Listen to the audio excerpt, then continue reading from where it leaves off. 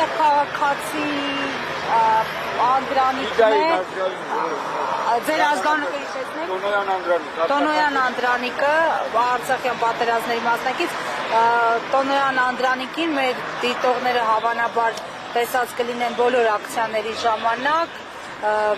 տարբեր կոչերով եւ պաստառներով այս պահին Ամոթ Ալիև Նիկոլ Էրդողան դաշինքին սթափվեք հայեր կոչով է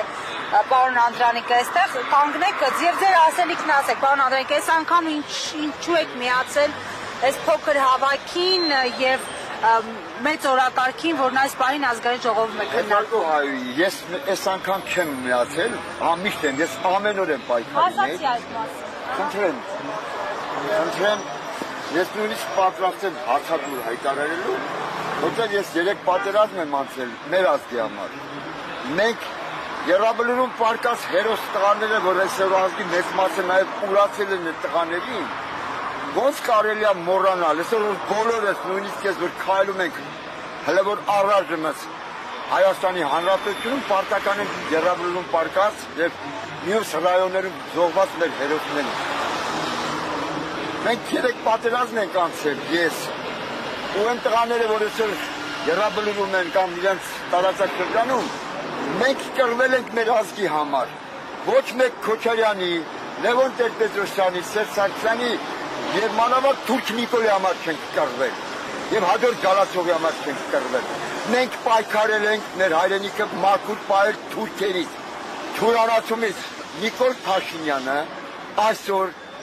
իր բոլոր քայլերով Շուտ Նիկոլին հավատացին հայերը։ Շուտ Նիկոլին խաբեցին հայերը, արդյունքում կորցրեցին հերոսական Արցախը, հերթը Հայաստանի Հանրապետությանն է։ Թուրքերի համար ո՞ւր է ճանապարհ բացել։ Ձեր ուղերձը ո՞րն է, կոչը։ Հայեր սափեք,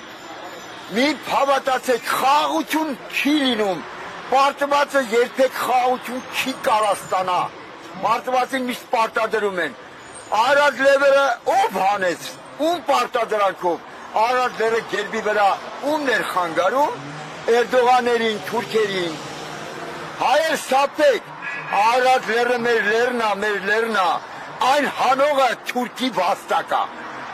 Լսի Նիկոլ, ես քեզ հրավիրում եմ հերուստա բանավեճի, ուզում ես հրապարակում։ Ես 3 պատերազմ եմ անցել իմ ազգի համար,